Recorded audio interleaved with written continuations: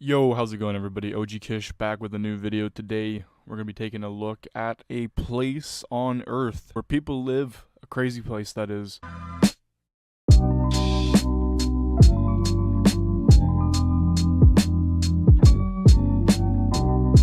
Small little country called North Korea. Now we're going to be looking at a video by a dude named Vexed, who has been on many live streams. I've seen him throughout the internet here and there, but he infiltrates North Korea with some cameras and shit like that and gets some secret footage that is very illegal because doing anything in North Korea is basically illegal. So we're gonna get right into this documentary slash video. It's pretty dope, boys. The description is down below, as I will not be showing the entire full video, as it is, I believe, an hour long. I'm just gonna be showing clips of it, and we're gonna be talking about it as we go.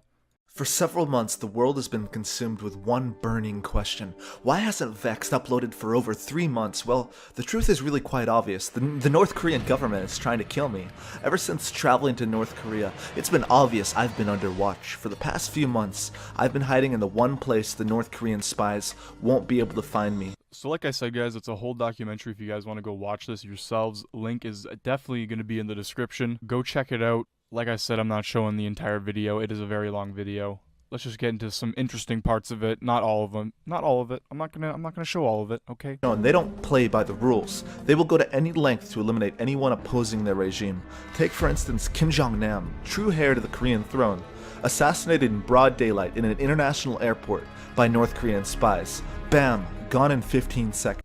Yeah, I know for a fact I definitely would not be going on a trip to North Korea at all. I would be staying far away from there, and I mean, if anyone goes there and makes it out alive, aka this dude clearly, I think you're lucky, to be honest with you. I don't know, cause they set people up there, dude. They send you to death camps and shit. It is fucked up, especially if you're an American citizen. They do not like you. A lot of people have done some pretty stupid things in their lives, and I can say by far one of the most idiotic things I've ever done was illegally entering North Korea. So yeah, not only are you a U.S. citizen, but you are now illegally entering North Korea. Okay? Like, The plan was to go to North Korea, take as much video and photos as I can, document it, and upload it for the world to see. and honestly, although risking his life completely, he did an amazing job of getting good footage. And guys, if I've watched this entire documentary, it is good. It is very well put together, very well done.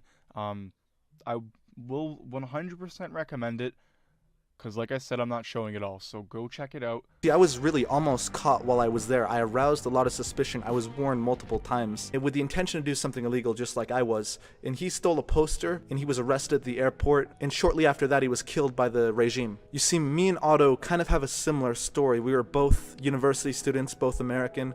We were both traveling to North Korea for the exact same tour, the New Year's Eve tour. He was 21, I was 20. We both stayed in the Yanggakdo Hotel.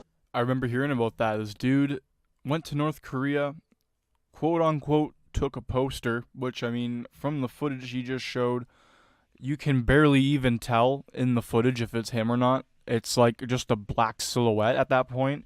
And from that footage alone, they arrested him, sent him to labor camps, then released him. After a certain amount of time, they released him back to America. But I believe he died in treatment in hospital in America or something like that, if I'm not mistaken. It was pretty fucked up. The one difference between us, though, is that he was caught for what he was doing and I wasn't. I traveled to North Korea while he was currently arrested. No one had heard from him, but at the time no one knew that he was secretly brain dead, being basically kept alive on feeding tubes before the North Korean regime returned him to America. So yeah, there you have it. Like, he said he was brain dead on feeding tubes, and then they returned him to America, where he then passed away, obviously, to really shitty circumstances. It's sad, because for one, there's really no proof or evidence that he took the poster, because that 2-second clip is just like a dark silhouette. Like I said, you can't even fucking tell who it is. Camera looks like it's 144p for all I fucking know. And yeah, North Korea is just killing people out there. So I don't know, dude. The last thing I remember about that bag of alcohol was it was sitting next to my luggage in front of the conveyor belt when all of a sudden everything just went pitch black. We had been warned that blackouts were a really common occurrence in North Korea, but this one even took our Chinese guides who were experts off guard because they had never witnessed a blackout in the international airport, which is supposed to have special reserves of electricity. If that isn't a sign right there that they are going to fuck with you as soon as you get to the airport in North Korea, then I don't know what is, dude. I would be turning around, heading right back onto a plane, straight to America. Peace to the boys. Except I noticed that my bag of alcohol was missing. I search around the baggage area looking for the alcohol. There's nothing. I ask a bunch of the tourists. No one has seen it. No one's touched it. So the Chinese guides advised me to go to this lost and found office. Half an hour later, the lost and found office calls me back and they managed to locate the bag amazingly, right? Except the bag is completely empty as in the alcohol has been taken out. So yeah, pretty weird shit, dude. His alcohol got stolen while he was in the national airport, I guess, or whatever the fuck. I don't know, dude.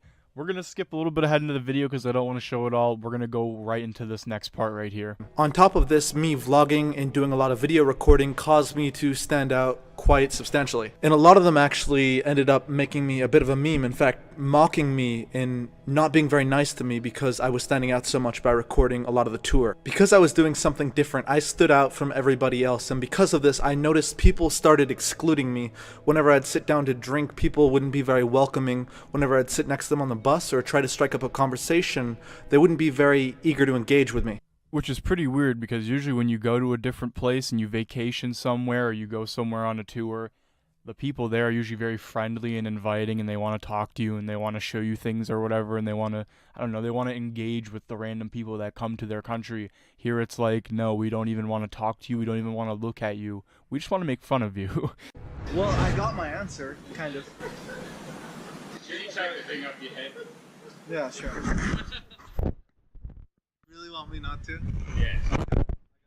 Dude, the tourists are probably even scared if he's recording. Dude, like if he's the one recording and they're sitting around him drinking with him and hanging out with him, they're probably all at risk for something at that point then because they're affiliated with him technically, but although they're probably not, you know, that's just how shit works, I guess. Don't ask me. I don't live there. And that I was just doing this for a hobby or for fun. In fact, I had to play along with the stereotype of being an amateur because the more amateurish and idiotic I looked, the less likely I would be to be held at the airport for potentially being a journalist. That's the one thing. North Korea doesn't want journalists coming into their country so they can record shit and do shit like this guy is doing, which is clearly illegal. That's why he's like illegally entering and infiltrating. If you watch the beginning of the video, he says he had all this equipment and stuff on him, and when he was trying to get into the border in the beginning, there was like complications and stuff because he had all this like camera equipment and they thought he was a journalist and he wasn't. And dude, like he could have gotten fucked right there at like the border where he flew in, like right at the terminal, the airport.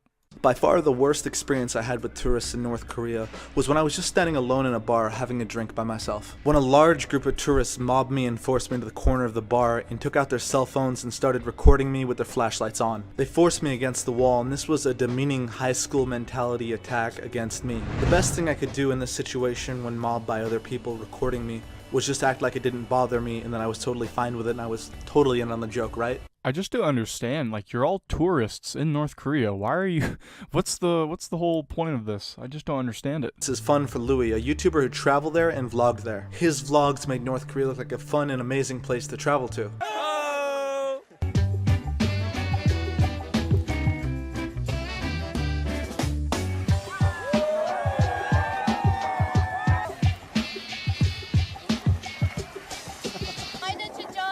Yeah, there's not enough surfboards, but when... I want you to join it.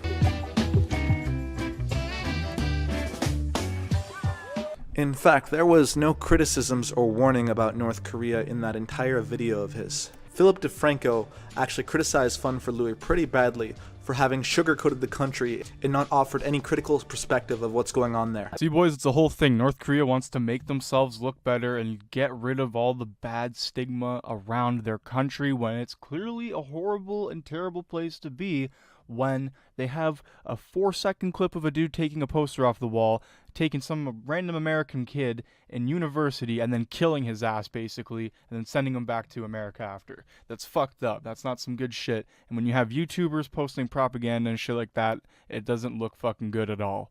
Now, obviously, Vext isn't doing this. He's going in and he's exposing North Korea and he's showing why it is a terrible and weird place to be. You guys can go check out the rest of this documentary in the description below.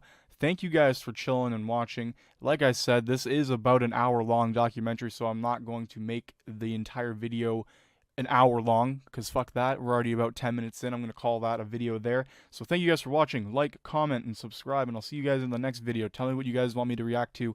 And yeah, that's quite about it. Peace, boys.